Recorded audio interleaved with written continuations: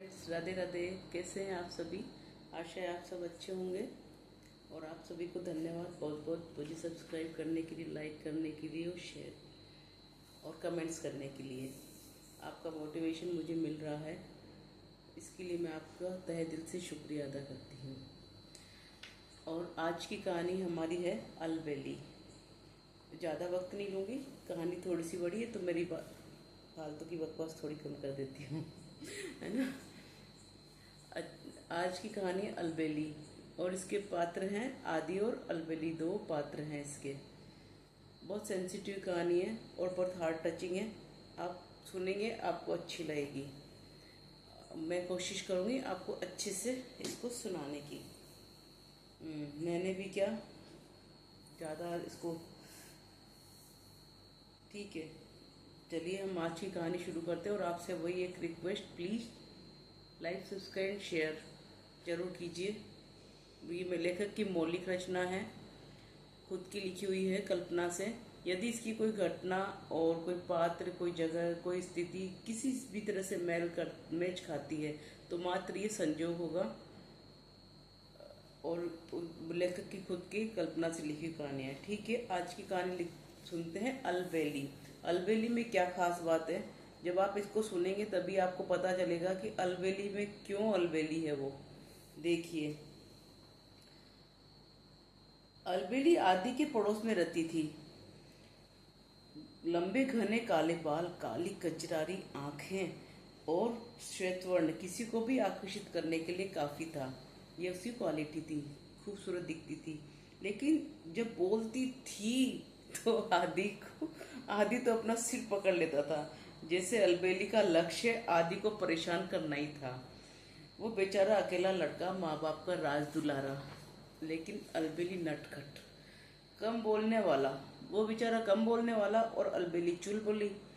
अलबेली किसी न किसी बहाने उसके घर आ धमकती और आदि को छोटी सी गलती पर आदि का इतना बतंगड़ बनाती कि जिसकी हद नहीं। उसकी मजाक बनाती और हंसी मजाक करती, उसकी बहुत खिल्ली उड़ाती। ये अलबेली का काम था, जैसे उसकी ड्यूटी हो कि आदि को उसको परेशान करेगी तभी उसका खाना बचेगा। अब होते हैं कई कई ऐसे करेक्टर और उन्हें मजा आता है। और जब टीनेज हो या थोड़ी सी टीनेज से थोड़ी सी ऊपर की एज हो तो ज्यादा ही मजा आता है उनको ऐसे टाइम पास करने में। उससे आदि तो उससे तंग आकर कभी कभी अंट शंट बोल दिया करता था। कई बार तो उसने अपने कमरे का गेट ही नहीं खोला और उसको कोसने लगता। बच्चे इनोसेंट होते हैं, मतलब ऐसे है कि अपने मूड में रहने वाले, तो कई बार वो कुछ भी कह देते हैं। ऐसे ही आदि भी उसको अनशट बोल देता था। ये दुष्ट आत्मा मेरा पीछा क्यों नहीं छोड़ती, मर क्यों नहीं जाती, कहीं जाकर मोहल्ले में और मरे। और भी तो लड़के हैं मोहल्ले के अंदर, इस गली के अंदर भीड़ है पीछे, उसकी गली की उसकी उनकी गली में जाकर पीछे पड़े। मेरे पीछे क्यों लगी रहती है, और भी तो लड़के हैं मोहल्ले के, मेरे पीछे पड़ी रहती है। नहीं खोलूंगा गेट, चल जा यहां से सॉरी लेकिन अलबेली तो अलबेली थी। वो खिलखिलाकर हंस पड़ती, गौल नोच कर बोलती, देख मैं चाहे तुझसे एक दिन बड़ी हूं, लेकिन रहूंगी तो तुझसे बड़ी, तेरी माँ बनकर। तमीज से बात किया कर। और माँ के तमीज से बात किया कर। माँ दोनों के बीच में बीच बचाव करती, तब जाके उनका घर झगड़ा सुलटता और आदि परेशान हो जाता, उसको डिस्टर्ब होता और थोड़ी देर तो झल्लाता। फिर उससे कहता, तू पढ़ती लिखती क्यों नहीं है, तुझे अपने कैरियर की चिंता नहीं है, मुझे मेरा कैरियर तो बनाने दे, तुझे तो सींगों वाला कोई भी बैल पकड़ के ले जाएगा, बैठे बैठे चढ़ती रहना उसके दिमाग को, मेरा पीछा छोड़, मर कहीं जाकर। जब इतनी नफरत से आदि बोलता तो अलबेली कहती, अच्छा इतनी नफरत करता है मुझसे, एक दिन चली जाऊंगी, समझा ना, जा, हाँ हाँ जा जा। और आदि ने उसको बात को बिल्कुल भी अवॉइड करते हुए, उसके पीछे छुड़ाते हुए बोला। दोनों की तकरार ऐसी चलती रहती। घर वाले उनका तमाशा देखते रहते, इधर से अलबेली के घर वाले, उधर से आदि के घर वाले, कि ये तो ऐसे ही झगड़ते रहेंगे। कुछ समय बाद आदि का ट्रेनिंग में नंबर आ गया। वो अपना कोर्स खत्म करके ज्वाइन करने वाला था। इधर अलबेली आजकल कम आने लगी थी, लेकिन आदि को अब उसकी नटखट आदतें पसंद आने लगी थी, क्योंकि कभी कभी वो आदि को कभी कभी मजाक मजाक में वो आदि की तारीफ कर दिया करती थी। अब तारीफ सुनना किसे अच्छा नहीं लगता। अब जो परेशान करने वाला तारीफ करे तो फिर तो वो तारीफ कुछ ज्यादा ही बढ़ जाती है। जब से कॉलेज आया था तब से जब से वो कॉलेज में आया था तब से उसका काम बन गया था, है ना, अलबेली का, कि वो उसका ड्रेसिंग सेंस चेक करती, उसको ठीक करती, अलग अलग हेयर स्टाइल बनाती और उसको बताती ऐसे राकर। जब भी आदि पूछता तू पढ़ने क्यों नहीं जाती, तो हंसकर टाल देती। अब वो लेकिन वो फिर भी आदि को गाइड करने जरूर आती कि भाई ऐसे पहना कर, ऐसे रखकर, ऐसे इस कॉलेज जाया कर। शायद उसके मन में भी रहा होगा कि मैं जाती कॉलेज तो कैसे जाती, है ना। लेकिन हमें क्या पता आदि क्यों नहीं जाती अलबेली पढ़ने के लिए। देखते हैं आगे पता क्या चलता है ना। हंसकर उसकी बात को टाल देती, उसको नहीं बताती। उसको कहती जाना तो बैल के साथ ही है, फिर पढ़ाई करके क्या करूंगी, वही पढ़ लेगा मेरी जगह। और उसकी बात का जवाब ऐसे देकर चल देती। बंदी होशियार थी, नाक पे मक्खी नहीं बैठने देती आदि को। आदि उसको पकड़ ही नहीं पाता था। आजकल आदि उससे समझाने लगा, पढ़ाई पर जोर देने लगा था। जब वो नहीं आ रही थी तो माँ से बोला, माँ वो पढ़ाई चोर है ना। उसकी नस पकड़ ली मैंने। उसको पढ़ने से रोना आता है, इसीलिए वो नहीं आती। उसको आदि को लगा कि वो ना, मैं उसको टोकता हूँ ना, पढ़ाई किया कर, पढ़ाई किया कर, कैरियर पे ध्यान दिया कर। वो तो पढ़ाई की चोर है। अब समझ में आ गया मुझे, खाली टाइम पास करने आती है, इसीलिए नहीं आती। आंटी से बोल कर आऊंगा इसको पढ़ाई करवाए, ताकि मेरा पीछा छूट जाए। ये कहते हुए आदि कूदकर अलबेली के घर पर चला गया। वैसे तो वहां पर कम ही जाया करता था। इतने सालों में शायद ही वो 10 बार उसके घर पे गया होगा, ज्यादा नहीं जाता था। कि ऐसे नहीं कि जैसे अलबेली आके धमक जाती थी वैसे ही आदि जाता था। आदि अपनी गरिमा में रहता था, लेकिन आज आत्मविश्वास से भरपूर था। क्यों था, कोई खास बात थी। अलबेली को चिढ़ाने की मूड में सीधा अंदर घुस गया। आंटी को आवाज देने पर भी अनसुना कर दिया और बोला, जोर से चिल्लाकर बोला। बहुत चहक रहा था, बहुत खुश हो रहा था आज आदि। आंटी इस दुष्ट आत्मा को बताना मेरा सिलेक्शन हो गया। और सीधा उसके रूम में चला गया। आंटी उसको पीछे से आवाज देती रही और सीधा उसके रूम में चला गया, जहां पर अलबेली बिस्तर में लेटी हुई थी। चेहरे पर गहरे काले निशान पड़ गए थे, बाल उसके झड़ गए थे। अलबेली को देखते ही चीख पड़ा। उसकी आवाज सुनकर उसका दिल बैठ गया कि अलबेली की हालत कैसी हो रही है, ये क्या हो गया इसको। उसकी चीख सुनकर अलबेली आंख खुल गई। खुद को असहज महसूस करते हुए माँ को आवाज दी, माँ आपको कहा था ना मेरे कमरे में कोई नहीं आएगा, और कम से कम ये दुष्ट तो बिल्कुल नहीं आएगा। आपको मना किया था ना मेरे कमरे में कोई नहीं आना चाहिए, फिर ये कैसे आ गया। आदि ने उसे पकड़ कर बैठा लिया, हैरानी से देखता बोला, क्या हुआ तुझे क्या हो गया। आदि उसको देखकर बहुत परेशान था। पीछे से माँ आकर बोली। माँ ने दिल पर पत्थर रख के कहा, इसे थैलेसीमिया है और अब ये तुझे ज्यादा परेशान नहीं करेगी, किसी को नहीं करेगी। आंटी दीवार की तरफ चिपककर जोर जोर से रोने लगी। आदि बोला, तूने मुझे पहले ये बात क्यों नहीं बताई। उसे गुस्सा आ रहा था। तूने पहले क्यों नहीं बताया मुझे कि तुझे थैलेसीमिया है। वो समझ नहीं पा रहा था कि वो गुस्सा करे या दुख करे, लेकिन उस समय उसके दिल पर बहुत तेज झटका लगा था, क्योंकि वो उसकी छेड़खानी का आदी हो चुका था। लेकिन अलबेली तो मुस्कुराकर फिर भी बोली, इस कंडीशन में भी वो हंस रही थी, मजाक कर रही थी। देखा आदि, तू तो वैसे भी मुझसे परेशान था, फिर तेरा तेरा पीछा छोड़कर जा रही हूं ना। लेकिन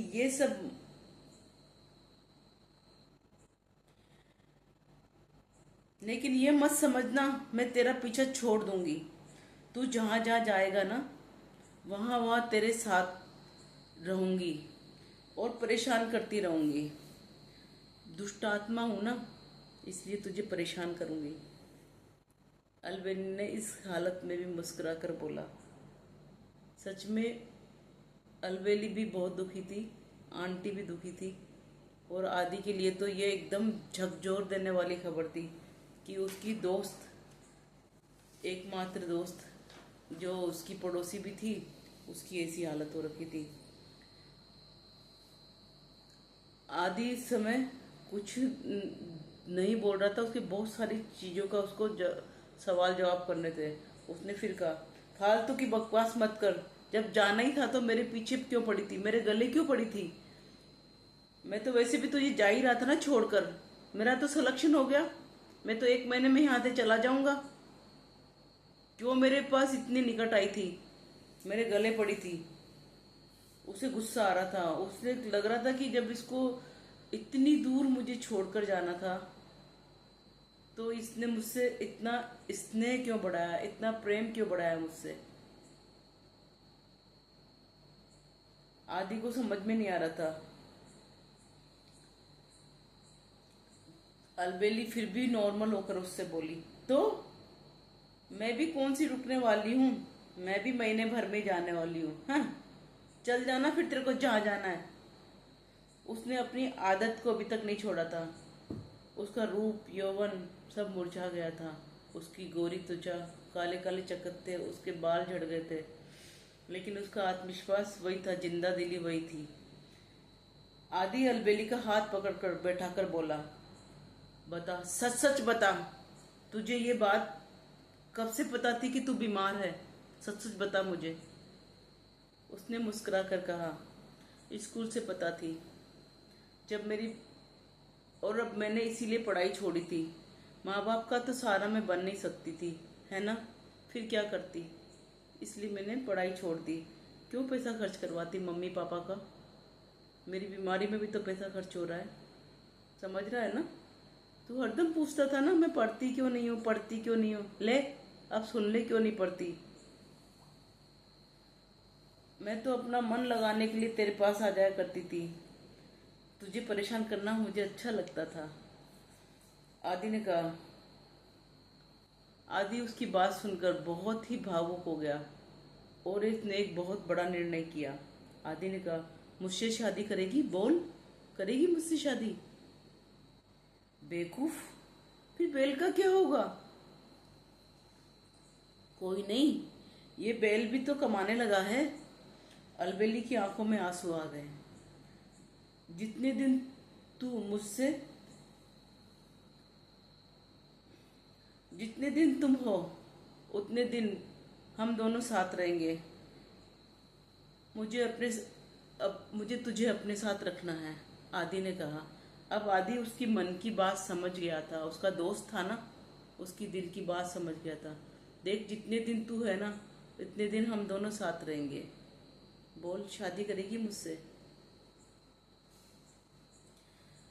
ये सब आंटी देख रही थी। आदि ने पास में रखी हुई सिरिंज को अपने अंगूठे में खप से घुसा लिया। उसमें से एक खून की धार निकली और उसने अब कुछ नहीं बोला और अलबेली की मांग में उस खून को सिंदूर की तरह भर दिया और अलबेली की आंखों में से भी आंसू बहने लगे। वो झपट के उसके गले लिपट गई।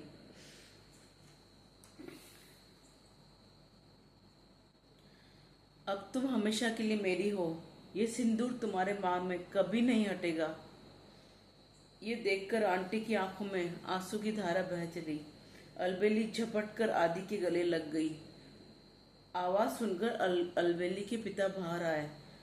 आदि बोला, आपकी बेटी की विदाई की तैयारी कीजिए अंकल जी।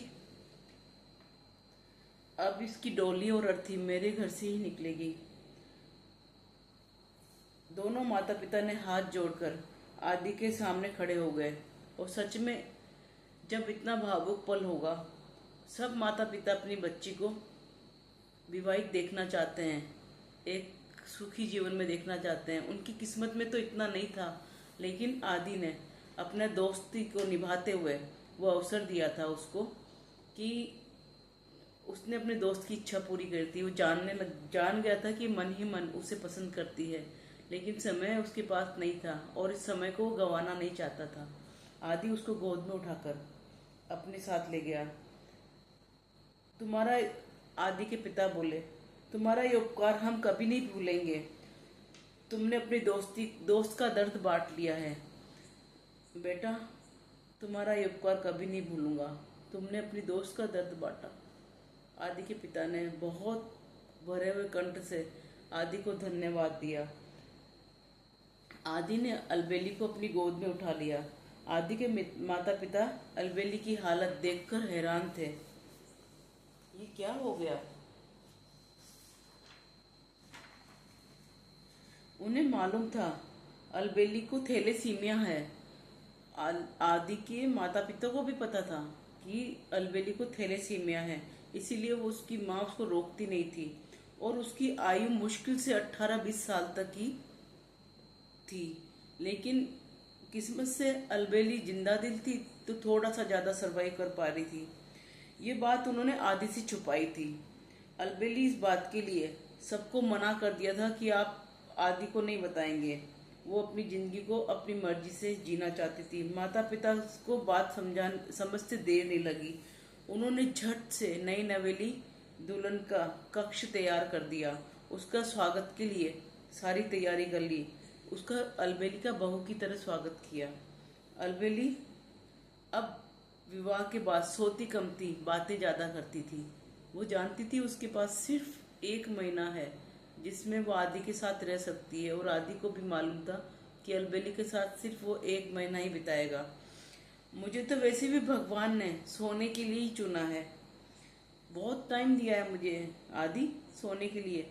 जब जब तक हूँ तब तक तो बात कर लेती हूँ, उसके बाद तो मैं तुझे छूकर बात नहीं कर पाऊंगी ना, खाली देख पाऊंगी।